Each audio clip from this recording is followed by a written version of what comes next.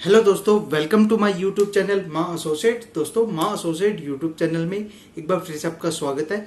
आज की वीडियो में हम बात करने वाले हैं कि अगर आपके पास क्रेडिट कार्ड है और अगर आपके पास क्रेडिट कार्ड है तो उससे आपको क्या क्या नुकसान हो सकते हैं, या जो आपका सिविल स्कोर है वो कैसे आप उसको बचा सकते हो। अगर आपका सिविल स्कोर 525 है तो उसको कैसे 900 कर सकते हो।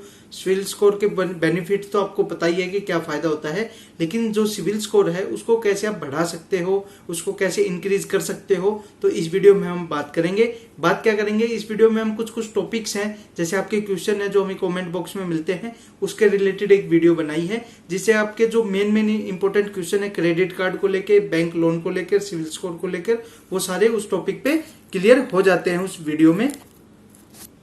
सबसे पहले बात करते हैं कि अगर हम लोन सेटलमेंट करते हैं, या आपने कोई लोन लिया हुआ था या क्रेडिट कार्ड था वो आप नहीं भर पाए और उसको आप सेटलमेंट करते हैं, तो उस केस में क्या आपका सिविल स्कोर डाउन होगा। इस वीडियो में बहुत सारे लोगों ने कमेंट किया था और ये सिविल स्कोर के रिलेटेड ही है कि अगर आपने कोई लोन लिया से कुछ किया है और उसमें सेटलमेंट किया है तो आपका सिविल स्कोर डाउन होगा। तो उसका रिप्लाई है बिल्कुल डाउन होगा। वो इसलिए डाउन होगा क्योंकि अगर आपने कोई सेटलमेंट किया है तो वो आपके सिविल स्कोर में शो करेगा।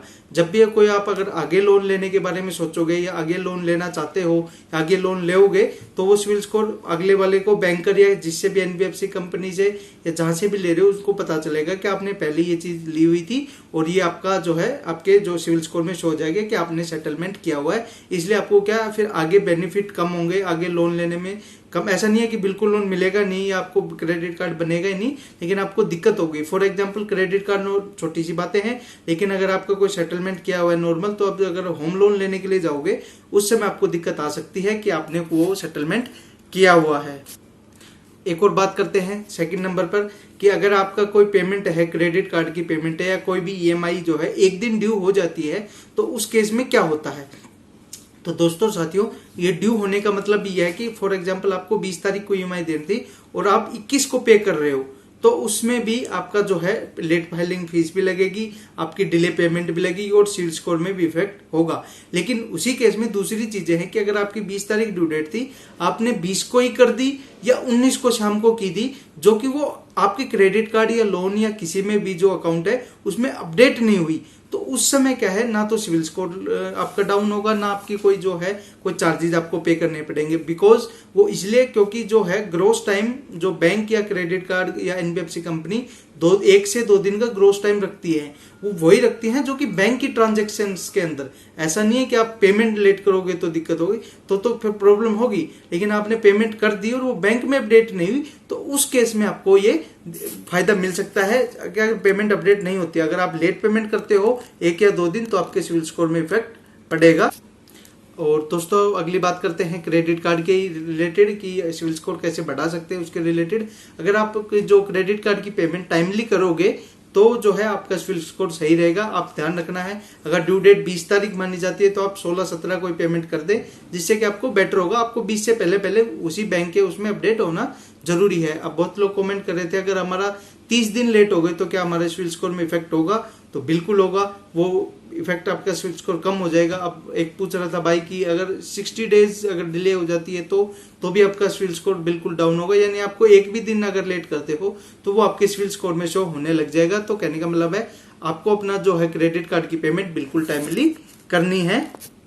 अब बात करते हैं क्रेडिट कार्ड के स्कोर के न्यू अपडेट के बारे में कि लोग ये कह रहे हैं कि अगर हम, जैसे हमारे पास सिविल स्कोर मान लो 700 है हमारा, और अगर हम कोई नया लोन लेते हैं या नया क्रेडिट कार्ड बनवाते हैं तो उससे हमारे सिविल स्कोर में कोई इफेक्ट पड़ेगा, तो नहीं, ऐसा कोई इफेक्ट नहीं पड़ेगा। अगर आप नया लोन लेते हो, आपको लोन मिल जाता है और क्रेडिट कार्ड ले लेते हो, तो उससे आपके सिविल स्कोर में कोई इफेक्ट नहीं पड़ेगा। आपका सिविल स्कोर जितना था वही रहेगा। उसको यूज करेंगे तो अलग बात है, ये नहीं कि मिलते ही उसमें कोई इफेक्ट नहीं पड़ेगा कि आपने 4 से 5 क्रेडिट कार्ड हो गए तो सिविल स्कोर डाउन होगा या बढ़ेगा, ऐसा कुछ भी नहीं है।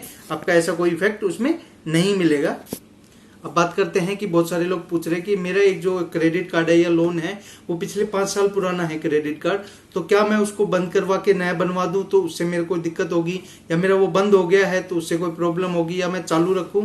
तो मैं आपको पहले बता दूं इस वीडियो में, आपको पुराने क्रेडिट कार्ड से तो ऐसा कोई दिक्कत नहीं है कि आपका सिविल स्कोर बढ़ेगा या घटेगा। लेकिन हाँ, उसमें कोई दिक्कत नहीं है। लेकिन अगर वो आप चलते रखते हो तो जो आपका सिविल स्कोर चेक किया जाता है कहीं भी बड़ा लोन लेने में या कोई भी होम लोन लेने के लिए, तो उस समय चेक होता है कि आपकी ओल्ड हिस्ट्री कब तक है। तो आपको जो पहला क्रेडिट कार्ड रहेगा या पहला लोन रहेगा उसकी हिस्ट्री आपको दिखाएगी और उसकी पेमेंट डिटेल भी आपको टाइमली अपडेट रहेगी। तो उससे क्या आपको बेनिफिट मिल सकता है। तो अगर आपके पास बंद करना चाहते हो पुराना तो बंद भी कर सकते हो, लेकिन अगर आपका चल रहा है तो उसको चलने भी दे, उसमें भी कोई दिक्कत आपको नहीं होगी, सिविल स्कोर में कोई इफेक्ट नहीं पड़ेगा। दोस्तों अब बात करते हैं क्रेडिट का जो स्कोर को इंक्रीज करने में। अगर आपके जितने भी लोन हैं या क्रेडिट कार्ड हैं वो फिलहाल एक्टिव हैं और उसको आप पेमेंट कर देते हो तुरंत, और फिर उसको आप अपना सिविल स्कोर देखते हो तो इंक्रीज होता है या नहीं होता है, तो उस केस में आपका सिविल स्कोर जो है इंक्रीज तो होता है, क्योंकि आपने जो उधार लिया हुआ था, क्रेडिट लिया हुआ है, उसकी आपने पेमेंट कर दी, तो उस केस में आपका सिविल स्कोर जो इंक्रीज हो जाता है। यानी आपका जितना भी, अगर आपको सिविल स्कोर इंक्रीज करना है तो जितना आपका क्रेडिट कार्ड आपने या लोन या जो भी आपने लिया हुआ है उसकी आप पेमेंट कर दीजिए, सिंपली आपका सिविल स्कोर जो है इंक्रीज हो जाएगा। अब बात करते हैं सबसे इम्पोर्टेंट, और सारे लोग जो पूछते भी हैं हमें कमेंट बॉक्स में कि सर अगर हम जो क्रेडिट कार्ड या लोन के लिए जो इंक्वायरी करते हैं उस समय हमारे सिविल स्कोर पे क्या इफेक्ट पड़ता है, और अगर पड़ता है तो क्या इफेक्ट पड़ता है। तो दोस्तों साथियों सबसे पहले बता दो, अगर आप सिविल स्कोर की या कोई भी क्रेडिट कार्ड या लोन के लिए इंक्वायरी करते हो उससे आपके सिविल स्कोर में इफेक्ट नहीं पड़ता है। लेकिन वो कब नहीं पड़ता है, अगर आप महीने में 1 या 2 करते हो, महीने में क्या आप 1 ही करते हो तो उससे कोई दिक्कत नहीं आएगी। फॉर एग्जांपल आपने HDFC का क्रेडिट कार्ड अप्लाई किया और वो डिक्लाइन हो गया, वो कार्ड नहीं बन रहा, तो आप ये सोचोगे कि HDFC का डिक्लाइन हुआ, मैं SBI का कर देता हूँ। लेकिन सिविल स्कोर तो आपका ही है, पैन नंबर तो एक ही आपका है, तो उस केस में भी आपको दिक्कत होती है। अगर आपका एक कहीं से भी डिक्लाइन होता है तो आप दूसरी जगह अगर इंक्वायरी करते हो उस केस में आपका सिविल स्कोर डाउन हो सकता है। तो अगर आपने कोई इंक्वायरी की और वो आपका पॉसिबल नहीं हो पाया तो आप दूसरी जगह कम से कम 2 या 3 महीने से पहले अप्लाई ना करें। बैंकिंग का टाइम तो 3 महीना है, लेकिन आप 2 से ना करें, नहीं तो वो आपके सिविल स्कोर में शो हो जाएगा। अगर आप 1 करते हो उससे कोई दिक्कत नहीं है, डिक्लाइन हो गया भाई, किसी भी कारण से हो गया, कोई इश्यू नहीं है, आपने किया था, आप उसकी पॉलिसी में नहीं आते हो तो डिक्लाइन कर दिया। लेकिन ऐसा नहीं है कि आप मतलब लगे रहो कि HDFC ने कर दिया, SBI कर दिया तो कोई भी इंडसइंड बैंक या किसी से भी कर सकते हो, ऐसा नहीं है। एक बार अगर डिक्लाइन हो गया तो आपको 2 से 3 महीने के लिए वेट करना चाहिए, नहीं तो आपका सिविल स्कोर जो है डाउन हो जाएगा। अब बात करते हैं सबसे इम्पोर्टेंट कि अगर मेरे को सिविल स्कोर बढ़ाना है तो क्या मैं सारे क्रेडिट कार्ड डब्बे में रख दूं या सारे लोन वोन सब कुछ भर दूं, या मेरे को कोई उधार कुछ नहीं जीना, कोई जिंदगी नहीं जीनी उधार की, कोई लाइफ नहीं रखनी उधार की, मेरे को बिना उधार के काम करना है, तो उस समय आपका सिविल स्कोर क्या बढ़ेगा या घटेगा या क्या होगा उस केस में। तो दोस्तों साथियों उस केस में ये होगा कि आपका जो सिविल स्कोर है वो एक टाइम के लिए तो अगर आपने यूज नहीं किया, सारा भर दिया, तो वो सिविल स्कोर जो है बढ़ जाएगा। लेकिन टाइमली रहते हुए 6 महीने 12 महीने 1 साल तक अगर आप ऐसा कुछ भी नहीं करते हो 2 साल तक, तो फिर आपका सिविल स्कोर जो है ऑटोमेटिकली डाउन होने लग जाएगा। क्योंकि एक्टिवेशन जरूरी है, कोई भी चीज की एक्टिवेट होना बहुत ही जरूरी है। लोन हो, EMI हो या कुछ भी, कोई भी चीज एक्टिवेट होगी तो ही आपका सिविल स्कोर जो ऊपर नीचे होता रहेगा।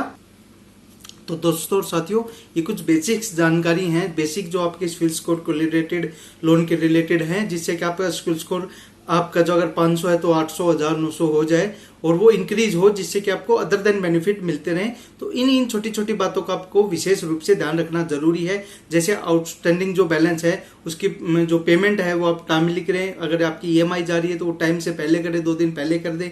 जो है आप बार बार इंक्वायरी ना करें जिससे कि आपके सिविल स्कोर में इफेक्ट हो। महीने में 1 इंक्वायरी कर सकते हैं, 2-3, फिर महीने वेट करना है। अगर आपको कोई ज्यादा जानकारी चाहिए, आपको जो है क्रेडिट कार्ड जो है, अगर पुराना क्रेडिट कार्ड आपके पास तो उसको चालू रखें, बंद ना करें, इससे कि आपकी सिविल स्कोर की जो हिस्ट्री है वो दिखती रह जाएगी। एक साथ सारे कार्ड बंद ना करें, क्योंकि एक साथ सारे कार्ड बंद करने से एक टाइम के लिए सिविल स्कोर बढ़ जाएगा लेकिन बाद में वो डाउन होता चला जाएगा। तो दोस्तों साथियों यही थी आज की छोटी सी जानकारी। मेरे हिसाब से यूट्यूब पर ऐसी जानकारी कोई भी नहीं देगा, क्योंकि ये जो मेन टॉपिक जो आपके दिमाग में आते हैं उनका रिजल्ट बताया गया है और वो जरूरी क्लियर होना बहुत ही जरूरी है। अगर आप क्रेडिट कार्ड या लोन वगैरह लेते हो, आजकल सभी लोग यूज करते हैं, इसलिए ये वीडियो आपके लिए बहुत ही इंपॉर्टेंट होने वाली है। तो दोस्तों साथियों सारी जानकारी आप खुद भी देखें, अपने क्रेडिट कार्ड यूज करते हो वो सारी अप्लाई करें, अपने यार दोस्तों को भी बताएं, उनको भी समझाएं कि ऐसे क्रेडिट कार्ड से सिविल स्कोर इंक्रीज होगा, ऐसे डिक्रीज होगा, लोन सिविल स्कोर बढ़ सकता है, घट भी सकता है, तो उसको मेंटेन ऐसे आप कर सकते हो। तो यही थी आज की छोटी सी जानकारी। चैनल पर पहली बार आए तो चैनल को जल्दी से जल्दी सब्सक्राइब कर दीजिए, बेल आइकन दबाना ना भूलें, ताकि आने वाली सारी इंपॉर्टेंट वीडियो आपको टाइम रहते मिलती रहे। जय हिंद, जय भारत, धन्यवाद।